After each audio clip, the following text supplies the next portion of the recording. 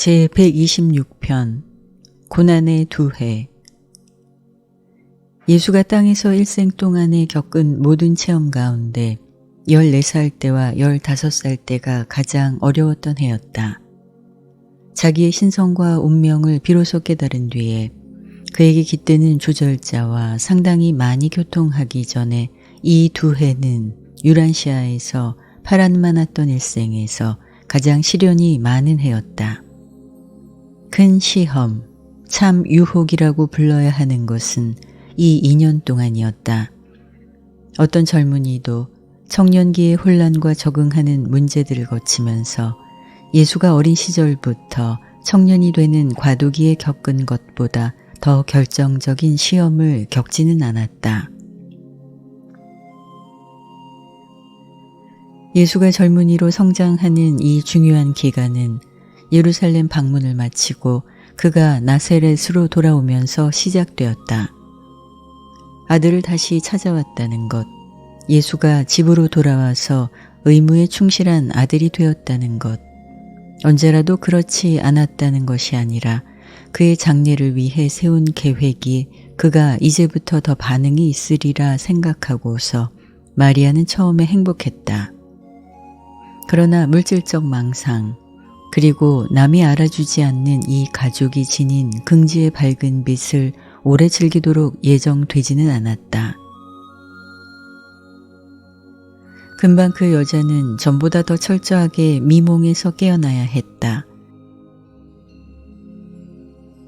소녀는 점점 더 아버지와 함께 다녔고 문제를 가지고 어머니에게 오는 일이 점점 줄어들었으며 한편 어째서 이 세상 일, 그리고 그와 아버지의 관계를 자주 번갈아서 숙고하는지 부모는 갈수록 더 이해가 가지 않았다.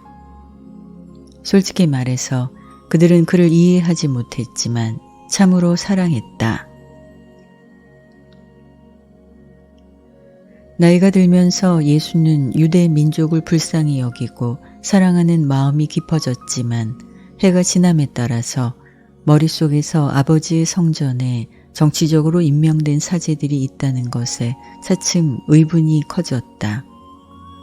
예수는 진지한 바리새인과 정직한 서기관들을 크게 존경했지만 위선적인 바리새인과 정직하지 않은 신학자들을 크게 경멸했다. 성실하지 않은 모든 종교 지도자를 경시하였다. 이스라엘의 지도층을 자세히 훑어보았을 때 자기가 유대인이 기대하는 메시아가 되는 가능성을 좋게 보려는 유혹을 가끔 받았지만 결코 그러한 유혹에 무릎을 꿇지 않았다.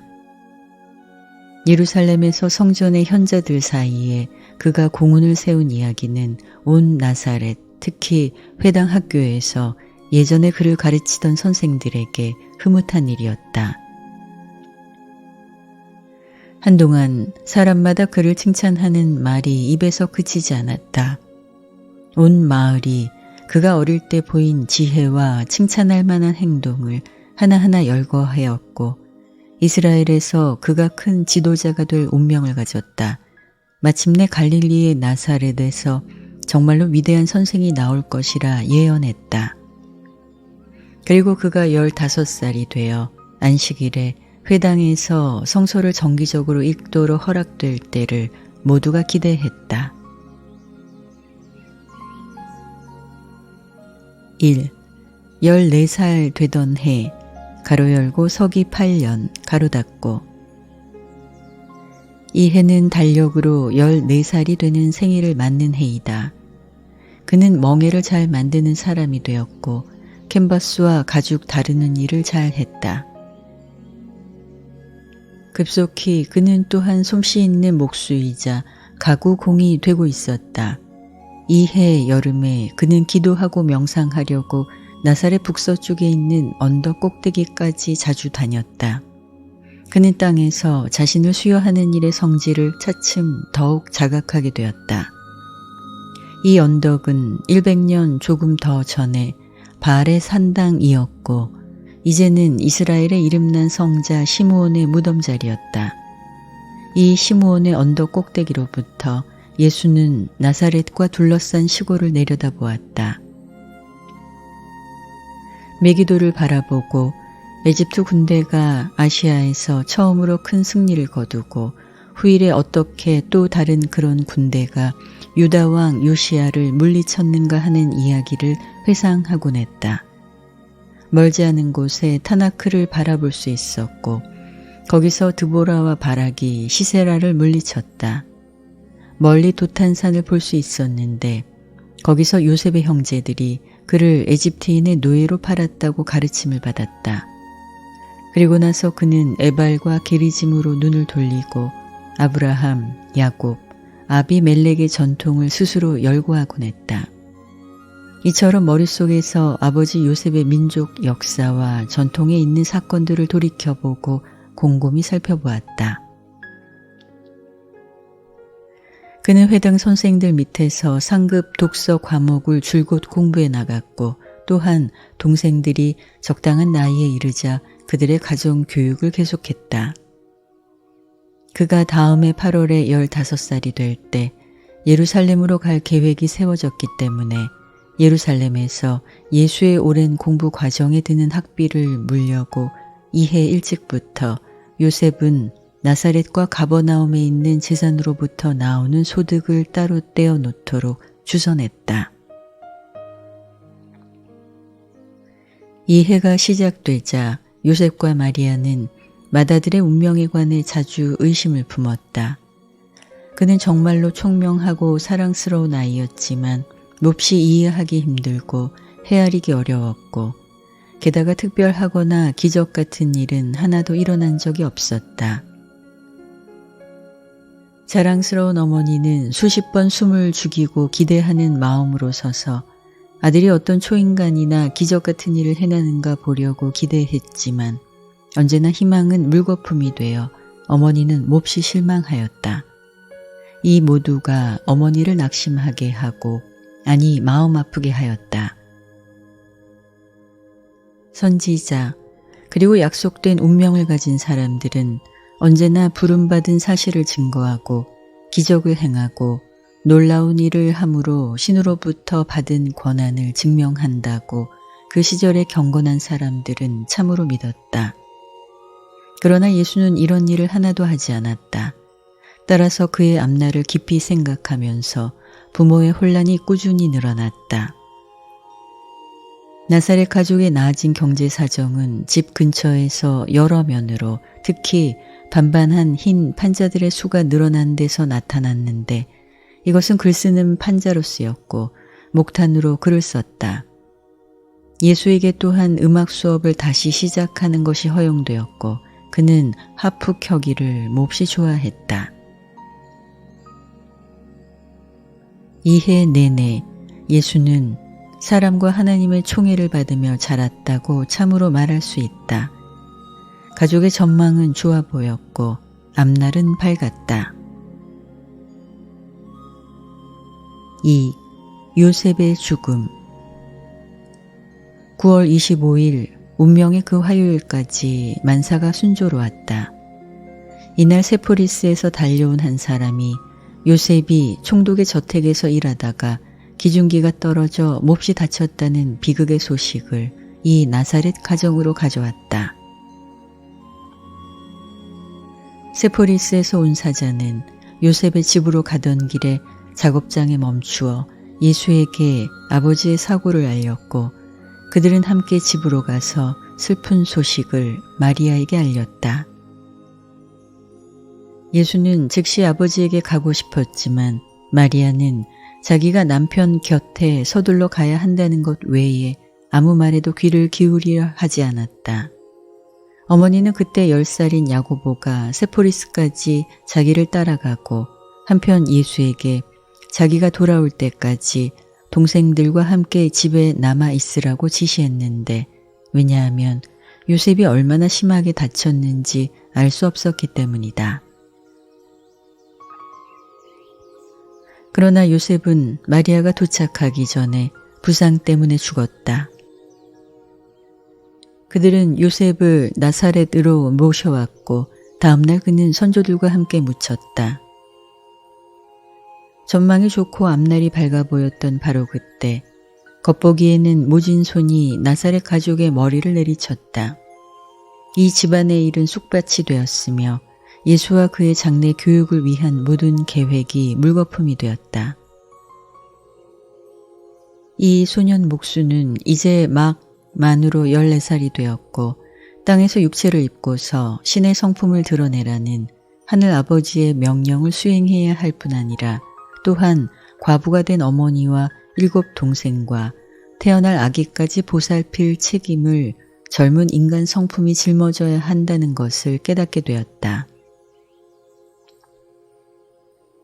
이 나사렛 젊은이는 이제 이렇게 갑자기 아버지를 여윈 가족의 유일한 기둥이자 위로가 되었다. 한 인간 가족의 머리가 되고 동생들에게 가장이 되고 어머니를 부양하고 보호하며 아버지의 집, 즉 이 세상에 있는 동안 그가 알게 된 유일한 가정의 보호자로서 활동하는 데 따르는 책임은 무겁지만 상당히 교육이 되고 훈련이 된다. 이렇게 이 책임을 아주 일찍 맡도록 이 운명의 젊은이를 강요할 자연스러운 사건들이 유란시아에서 일어나는 것이 허락되었다. 예수는 갑작스럽게 밀어닥친 책임을 기꺼이 받아들였고 끝까지 충실히 수행해 나갔다. 적어도 일생에서 한 가지 큰 문제이며 예상했던 곤경이 비극으로 해결되었다. 이제는 사람들이 그가 랍비들 밑에서 공부하려고 예루살렘으로 가기를 기대하지 않을 것이었다. 예수가 누구의 제자도 되지 않았다 하는 것은 언제나 참말이었다.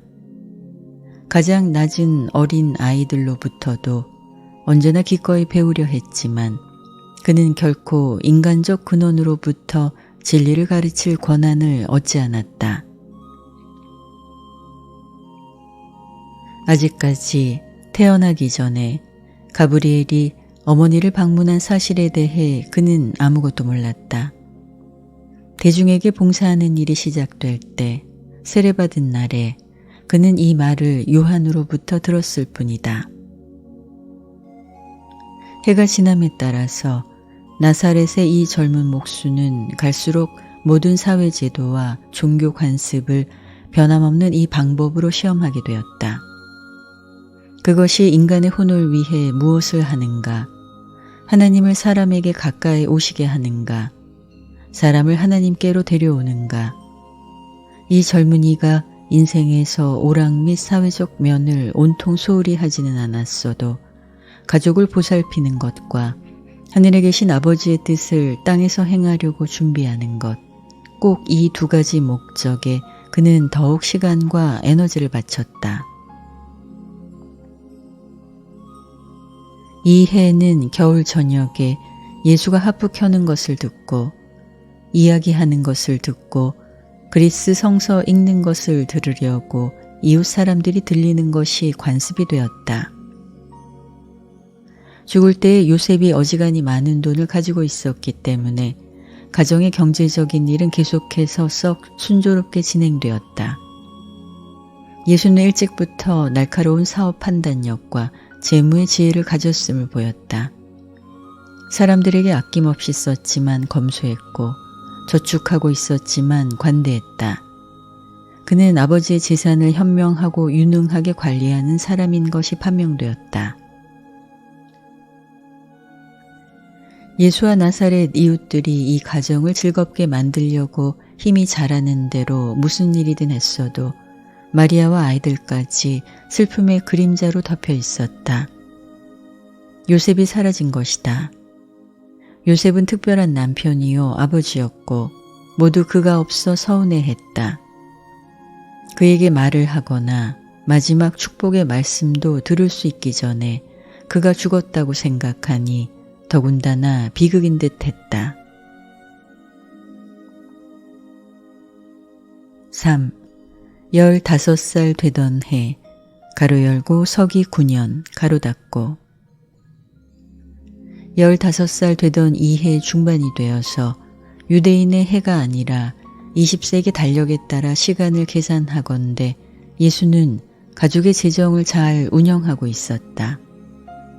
이 해가 가기 전에 저축은 거의 사라졌고 요셉과 이웃 야곱이 공동으로 소유했던 나사렛 집들 중에 하나를 처분해야 할 필요에 부딪혔다. 서기 9년 4월 17일 수요일 저녁에 그 집안에 아기 롯이 태어났고 예수는 힘이 자라는 데까지 벅차고 특별히 슬픈 이 시련 기간에 아버지를 대신해 어머니를 위로하고 돌보느라고 애썼다. 거의 20년 동안 예수가 어린 롯을 돌본 것보다 더 자기 딸을 귀하고 충실하게 사랑하고 기른 아버지는 없었다. 가족의 모든 다른 사람에게 그는 똑같이 훌륭한 아버지가 되었다. 이 해에 예수는 나중에 사도들에게 가르친 기도문을 처음으로 지었는데 이것은 주의 기도로 여러 사람에게 알려지게 되었다. 이것은 어떤 면에서 가족 재단이 진화된 것이었고 그들은 여러 형태의 찬송과 몇 가지 형식의 기도를 가지고 있었다. 아버지가 돌아가신 뒤에 자기가 평소 즐겨 기도하는 것처럼 예수는 큰 아이들에게 각자 자신의 표현 방법으로 기도하는 것을 가르치려고 애썼지만 그들은 그 생각을 헤아릴 수 없었고 변함없이 그들이 외운 형식의 기도로 돌아가곤 했다. 나이든 동생들에게 자기 나름대로 기도하도록 자극하는 노력으로 제시하는 구절을 가지고 예수는 이들을 인도하려고 애쓰곤 했다. 뜻하지 않았는데 예수가 기도를 어떻게 하는가 제시하는 이 구절로부터 대체로 만들어진 형태의 기도를 그들이 곧 모두 사용하게 됐다. 마침내 예수는 가족의 각 식구가 즉석에서 우러나오는 기도를 드리게 하려는 생각을 벌였다. 10월 어느 날 저녁에 낮은 돌 식탁 위에 있는 작고 납작한 등불 옆에 앉아서 가로 세로가 45cm쯤 되는 한 조각의 반반한 백향목 판자 위에 목탄 조각으로 기도문을 적었고 그때부터 계속 이것은 표준 가족 기도가 되었다. 이 해에 예수는 혼란스러운 생각으로 많이 고민했다. 가족에 대한 책임은 예루살렘을 방문했을 때 아버지의 일을 돌보라는 지시에 응답하여 무슨 계획이라도 즉시 실행하려던 어떤 생각도 사실상 거의 없애버렸다. 땅에서 아버지의 가족을 지키는 것이 모든 다른 의무보다 우선해야 한다. 가족을 부양하는 것이 첫째 의무가 되어야 한다고 예수는 옳게 추리했다. 이 해가 지나는 동안에 예수는 이른바 에녹서에서 한 구절을 찾아냈는데 이에 영향을 받아 나중에 유란시아 수요 사명을 위해 사람의 아들이라는 용어를 호칭으로서 채택하게 되었다. 그는 유대인의 메시아 개념을 철저히 생각해 보았고 그런 메시아가 되지 않으리라 굳게 확신했다. 아버지의 민족을 몹시 돕고 싶어 했지만 외국의 팔레스타인 지배를 타도하기 위해 자신이 유대인 군대를 이끌 것이라고는 결코 예상하지 않았다. 그는 자기가 결코 예루살렘에서 다윗의 왕좌에 앉지 않을 것을 알았다. 오직 유대 민족에게 영적 구원자나 도덕적 선생이 되는 것이 그의 사명이라 믿지도 않았다. 따라서 어떤 의미에서도 일생의 사명은 히브리 성서에 나타난 강렬한 소망과 메시아가 온다는 예언을 성취하는 것일 수 없었다. 적어도 유대인들이 이 선지자들의 예언을 이해하는 것과 달랐다. 마찬가지로 그는 결코 선지자 다니엘이 묘사했던 사람의 아들로서 나타나지 않으리라는 것을 확신했다. 그러나 세상의 선생으로 나설 때가 되었을 때 자기를 무엇이라고 부를까? 그의 사명에 대해 무엇을 주장해야 할까? 그의 가르침을 믿고자 하는 사람들이 그를 무슨 이름으로 부를 것인가? 이 모든 문제를 머릿속에서 이모저모 살피는 동안 그는 나사렛의 회당 도서관에서 그가 공부하고 있던 묵시록들 사이에서 에녹서라고 부르는 이 필사본을 찾아냈다. 옛날에 살았던 에녹이 그 책을 쓰지 않았음을 확실히 알았지만 그 책은 그에게 매우 흥미를 자아낸 것이 드러났고 그는 여러 번 다시 읽었다. 특별히 감명을 준 한 구절이 있었으니 사람의 아들이라는 이 용어가 나타난 구절이다.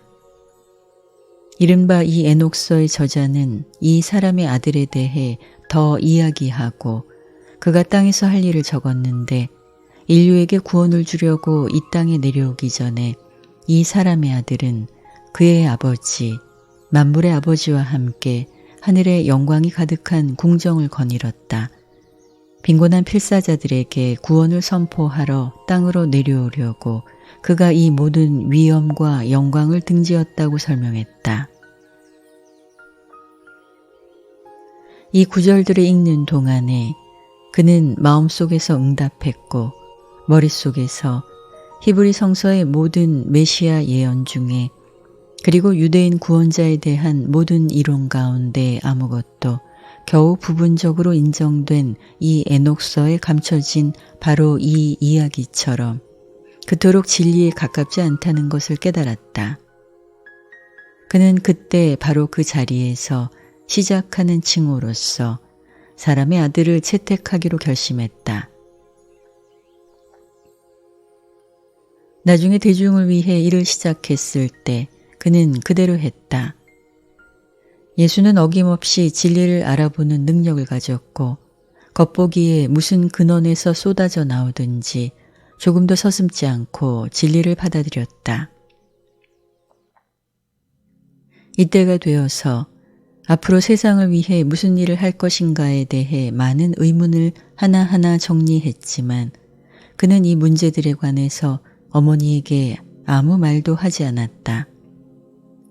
어머니는 그가 유대인 메시아가 된다는 생각에 아직도 끈질기게 집착했다. 예수의 소년 시절에 이제 큰 혼란이 생겼다. 땅에서 이룰 사명, 아버지의 일을 돌보는 것, 온 인류에게 아버지의 사랑하는 성품을 보여주는 것에 대해 무엇인가 해답을 얻었으므로 그는 민족의 구원자, 즉 유대인 선생이나 임금이 온다고 언급하는 성서의 여러 구절을 다시 생각해 보기 시작했다. 이 예언들이 무슨 사건을 언급했는가? 그는 유대인이 아닌가? 혹은 유대인인가? 다윗의 집 출신인가? 아닌가? 어머니는 그렇다고 단언했고 아버지는 그렇지 않다고 판결을 내렸다. 예수는 자기가 그렇지 않다고 결정했다. 그러나 선지자들이 메시아의 본질과 사명을 혼동했는가? 결국은 어머니가 옳을 수도 있을까? 대부분의 문제에서 과거에 의견 차이가 생겼을 때 어머니가 옳았다. 그가 새로운 선생이고 메시아가 아니라면 땅에서 사명을 수행하는 동안 예루살렘에 그러한 사람이 나타난다면 어떻게 그가 메시아를 알아볼 것인가? 더 나아가서 이 유대인 메시아와 그는 어떤 관계에 있어야 하는가? 일생의 사명을 시작한 뒤에 그는 가족과 어떤 관계를 가져야 하는가? 유대인 연방 및 종교와 가지는 관계는, 로마 제국과 그의 관계는, 이방인과 그 종교에 대해서는, 목수의 벤치에서 계속 일하며 자신과 어머니와 배고픈 다른 8 동생의 입에 풀칠하기 위해 힘들게 생활을 꾸려나가면서 이 중대한 문제들을 하나하나 이 어린 갈릴리 사람은 머릿속에서 이리저리 살피고 심각하게 생각했다. 이 해가 절물기 전에 마리아는 가족의 저축한 돈이 줄어드는 것을 깨달았다. 마리아는 비둘기 장사를 야고보에게 넘겼다. 곧 그들은 둘째 송아지를 샀고 미리암의 도움을 입어 나사렛 이웃들에게 우유를 팔기 시작했다. 예수가 깊이 생각에 잠기는 것, 기도하려고 언덕 꼭대기까지 자주 나들이 하는 것, 그리고 때때로 예수가 떠올린 여러 가지 이상한 생각은 어머니를 속속들이 놀라게 했다. 어떤 때 어머니는 소년이 제정신이 아니라고 생각했다가 결국은 그가 약속의 아이요, 어떤 면에서 다른 소년들과 다르다는 것을 기억하면서 두려움을 가라앉히곤 했다. 그러나 예수는 자기 생각을 모두 말하지 않는 것, 모든 생각을 세상에, 아니 자신의 어머니에게조차 내보이지 않는 것을 배웠다. 이 해부터 계속 예수가 머릿속에서 무슨 생각을 하고 있는가 밝히는 일이 꾸준히 줄어들었다. 다시 말해서 보통 사람이 파악할 수 없는 일, 그로 하여금 특이하거나 보통 사람과 다르게 보이게 만들 것에 관해 말하는 일이 적었다. 겉모습 어디를 보아도 그는 평범하고 전통적인 사람이 되었다. 하지만 그는 누군가가 그의 문제를 이해할 수 있기를 몹시 바랬다. 믿을 수 있고 비밀을 털어놓을 수 있는 친구를 몹시 바랬지만 그의 문제들은 너무 복잡해 인간 친구들이 알아들을 수 없었다. 그 특별한 상황이 독특해서 그는 짐을 혼자 질 수밖에 없었다. 4. 회당에서 한 첫 설교. 만 15살이 되는 생일이 다가오자 예수는 안식일에 회당 설교단에 정식으로 설 수 있었다. 연설할 사람들이 없을 때 성서를 읽어달라고 전에 여러 번 요청을 받은 적이 있었으나 이제 율법에 따라서 예배를 인도할 수 있는 날이 왔다. 따라서 15살 되는 생일이 지난 뒤 첫째 안식일에 하자는 회당의 아침 예배를 예수가 인도하도록 주선했다. 나사렛에 신앙 있는 사람들이 모두 모였을 때 이미 성서의 구절을 골랐으므로 이 젊은이는 일어서서 읽기 시작했다. 주 하나님의 영이 내게 다가오시니 주가 내게 기름을 부으셨음이라. 그는 온유한 자에게 좋은 소식을 전하고 마음이 상한 자를 싸매고 포로가 된 자에게 해방을 선포하고 영적으로 갇힌 자를 풀어놓으라고 나를 보내셨도다. 하나님이 은혜의 해와 우리 하나님이 불공평 시정의 날을 선포하고 통곡하는 자를 모두 위로하고 저희에게 제 대신에 아름다움을, 통곡 대신에 기쁨의 기름을, 슬픈 마음 대신에 찬양의 노래를 주어서 저희가 올바른 나무라 이곳으로 주가 영광을 받도록 주가 심으신 것이라 일컬음을 받으리라. 살 수 있도록 너희는 악이 아니라 선을 찾으라. 주 만군의 하나님이 너희와 함께 하시리라. 악을 미워하고 선을 사랑할지며 성문에서 판결을 정하라. 어쩌면 주 하나님이 요셉의 남은 자손에게 은혜를 베푸시리라. 너희 자신을 씻고 너희 자신을 깨끗이 할지니라. 내 눈앞에서 너희가 행하던 악을 던져버리고 악행을 그치고 선행하기를 배우라. 정의를 구하고 억압받는 자를 놓아주라. 압이 없는 자를 보호하고 과부를 위해 간구하라.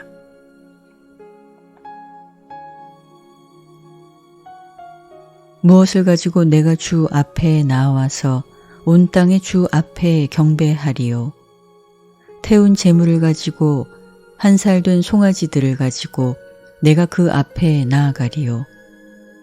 사냥 수천 마리나 양 1만 마리나 강처럼 많은 기름으로 주가 기뻐하실까? 내 허물 때문에 첫 아들을 내 혼의 죄 때문에 내 몸에서 난 열매를 드리리요.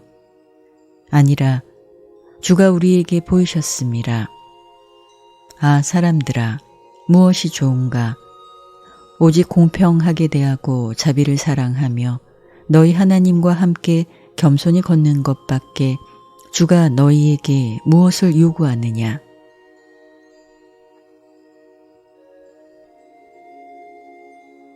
그러면 땅 위에 둥근 하늘에 앉으시는 하나님을 너희가 누구와 견주겠느냐? 너희의 눈을 들어 이 모든 세상을 누가 창조했는가? 누가 그 무리들을 세워서 생기게 하며 이름으로 저희 모두를 부르는가 보라. 위대한 힘으로 그는 이 모든 것을 행하며 힘이 강한즉 한 가지도 실패하지 않느니라. 그는 약한 자에게 힘을 주고 지친 자에게 힘을 더하시니라. 두려워 말라. 내가 너희와 함께 있음이로다. 절망하지 말지니 내가 너희의 하나님인 까닭이라. 나는 너희에게 힘을 주겠고 너희를 도우리라. 옳도다. 내 정의의 바른 손으로 내가 너희를 들어 올리리니 내가 주 너희의 하나님인 까닭이라. 나는 너희의 바른 손을 잡고 너희에게 이르리니 두려워 말라. 내가 너희를 도울 것임이라. 그리고 주가 말씀하시되 너는 나의 증인이요 모두가 나를 알고 믿으며 내가 영원자임을 알도록 내가 택한 나의 종이라. 내가 주이니 나 외에 아무 구원자가 없느니라.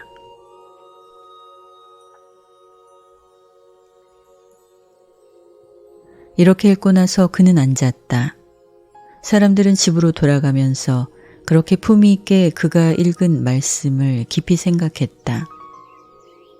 그렇게 대단히 엄숙한 그의 모습을 마을 사람들이 본 적이 없었다. 그토록 열심이고 그렇게 진지한 그의 목소리를 들어본 적이 없었다. 그렇게 남자답고 결의가 굳고 그토록 권위 있는 그의 모습을 지켜본 적이 없었다. 이 안식일 오후에 예수는 야고보와 함께 나사렛 언덕으로 올라갔고 집으로 돌아왔을 때 2개의 반반한 판자에 목탄으로 십계명을 그리스어로 썼다. 나중에 마르다는 이 판자들을 색칠하고 꾸몄고 이것들은 오랫동안 야고보의 작은 작업 벤치 위에 벽에 걸려 있었다. 5. 재정 문제와 싸우다. 차츰차츰 예수와 가족은 몇 년 전에 소박한 생활로 돌아왔다. 옷과 먹을 것조차 더 간소해졌다. 젖과 버터와 치즈는 풍부하게 있었다. 철마다 밭에 소산을 즐겼지만 달이 지날 때마다 더욱 검소하게 사는 것이 필요하게 되었다. 아침 식사는 아주 간단했고 제일 좋은 음식은 저녁 식사를 위해 남겨두었다. 하지만 이 유대인들 사이에서 가난은 사회에서 열등함을 의미하지 않았다. 이미 이 소녀는 그 시절에 사람들이 어떻게 살았는가 거의 통달하고 있었다. 집과 들과 작업장에서 얼마나 삶을 잘 이해했는가는 나중에 그의 가르침에서 나타나며 그 가르침은 온갖 단계의 인간 체험을 피부로 겪었음을 아주 넉넉히 드러낸다. 나사렛 하자는 예수가 위대한 선생, 아마도 예루살렘에서 이름난 가말리엘의 후계자가 되리라는 믿음을 계속 지녔다. 겉보기에 예수의 일생을 위한 모든 계획이 물거품이 된 듯했다. 지금 펼쳐진 사태를 보건대 앞날은 밝게 보이지 않았다. 하지만 그는 흔들리지 않았고 낙심하지 않았다. 현재 임무를 잘 수행했고 생애의 정거장에서 눈앞에 닥친 여러 책임을 충실하게 처리하면서 하루하루 계속 살았다. 예수의 일생은 낙심한 모든 이상주의자에게 영구한 위로가 된다. 날품 파리하는 보통 목수의 수입은 천천히 줄어들었다. 이 해의 마지막이 되어서 예수는 아침 일찍부터 저녁 늦게까지 일해서 하루에 약 25센트에 해당하는 돈을 벌었다. 다음 해가 되어서 회당의 부과금과 반 세겔의 성전 세금은커녕 국민 세금을 물기에도 벅찼다. 이 해에 세리는 예수한테서 여분의 세금을 짜내려고 애썼고 화풀을 가져가겠다고 을러대기도 했다. 그리스도 성서의 사본이 발견되어 세리에게 뺏길까봐 두려워 예수는 15살 되는 생일에 주께 바치는 성년 헌물로서 성소를 나사렛 회당 도서관에 바쳤다. 사고로 죽었을 때 요셉이 받을 돈에 대해 소송이 있었고 헤롯에 대해 취해진 상소에 대해 헤롯의 판결을 받으려고 세포리스로 갔을 때 예수는 15살 되던 해 최고의 충격을 받았다. 전에 세포리스에서 회계원이 하찮은 금액을 제안했을 때 예수와 마리아는 상당히 큰 돈을 받으리라 희망했다. 요셉의 형제들은 헤롯 본인에게 상소했고 이제 예수는 궁전에 서서 아버지는 돌아가셨을 때 한 푼도 받을 것이 없었다고 헤롯이 선포하는 것을 들었다. 그러한 부당한 판결 때문에 예수는 결코 다시는 헤롯 안티파스를 신뢰하지 않았다. 한때 헤롯을 그 여우라고 넌지시 비춘 것은 놀라운 일이 아니다. 이 해와 그 뒤 몇 년 동안에 목수의 벤치 가까이에서 일했기 때문에 예수는 카라반 여행객들과 섞이는 기회를 잃어버렸다.